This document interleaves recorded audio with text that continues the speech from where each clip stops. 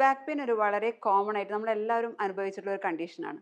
90% back പെയിനും ഒരു ട്രീറ്റ്മെൻറ്റും എടുക്കാതെ തന്നെ മാറുന്നതാണ്. എന്നാൽ ഞാനിനി പറയാൻ പോകുന്ന ഒരു 5 സിംപ്റ്റംസിൽ ഏതെങ്കിലും നിങ്ങൾക്കുണ്ടെങ്കിൽ ബാക്ക് പെയിൻ നിങ്ങൾ ഇഗ്നോർ ചെയ്യാതിരിക്കുക. അതിൽ ആദ്യത്തേത് കാലിലോട്ട് റേഡിയേറ്റ് ചെയ്യുന്ന പെയിനും നംനെസ്സും ആണ്. ബാക്ക് പെയിൻ നമ്മുടെ കാലിലോട്ട് റേഡിയേറ്റ് ചെയ്യുന്നുണ്ടെങ്കിൽ അത് നിങ്ങൾക്ക് നെർവ് കംപ്രഷൻ ഉണ്ടെന്നുള്ളതിൻ്റെ ഒരു സിഗ്നൽ ആയിരിക്കാം. അങ്ങനെയാണെങ്കിൽ അത് ഇഗ്നോർ ചെയ്യരുത്. കാരണം അത് കുറച്ചും കൂടി നെർവ് കംപ്രഷൻ കൂടി വന്നാൽ നെർവിന് പെർമനൻറ്റ് ഡാമേജിനുള്ള ഒരു ചാൻസ് ഉണ്ട്.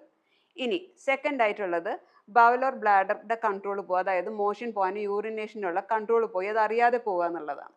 അത് വല്ലതും വരികയാണെങ്കിൽ അതിന് നമ്മളൊരു നാണക്കേടായി കാണാതെ ഒരു എമർജൻസി സിംറ്റം ആയിട്ട് കണ്ട് എത്രയും പെട്ടെന്ന് നിങ്ങൾ ഡോക്ടറിനെ കൺസൾട്ട് ചെയ്യേണ്ടതാണ്.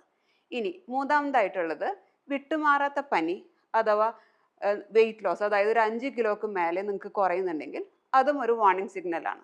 നാലാമതായിട്ടുള്ളത് റെസ്റ്റ് എടുത്താലും മാറാത്ത വേദന. ഇനി വേദന കാരണം രാത്രി നിങ്ങൾ ഉറക്കത്തിൽ നിന്ന് എണീച്ച് വരുന്നുണ്ടെങ്കിൽ അത് നമുക്കൊരു വാർണിംഗ് സിംറ്റം ആയിട്ട് കാണാം. ഇനി അഞ്ചാമത്തേത് വീക്ക്നെസ് ആണ്, അതായത് കാലിലോട്ട് ഒരു എന്തെങ്കിലും വീക്ക്നെസ് പോലെ തോന്നുകയോ കാലിൽ ഭാരം പോലെ തോന്നുകയുണ്ടെങ്കിൽ അതും ഒരു വാർണിംഗ് സിഗ്നലാണ്. അപ്പോൾ ഈ ഒരു 5 സിംറ്റത്തിൽ ഏതെങ്കിലും നിങ്ങൾ അനുഭവിക്കുന്നുണ്ടെങ്കിൽ ബാക്ക് പെയിൻ വെച്ചിരിക്കാതെ എത്രയും പെട്ടെന്ന് ഒരു ഡോക്ടറെ കൺസൾട്ട് ചെയ്ത് ആ ബാക്ക് പെയിൻ്റെ കോസ് എന്താണെന്ന് കണ്ടുപിടിക്കേണ്ടതാണ്.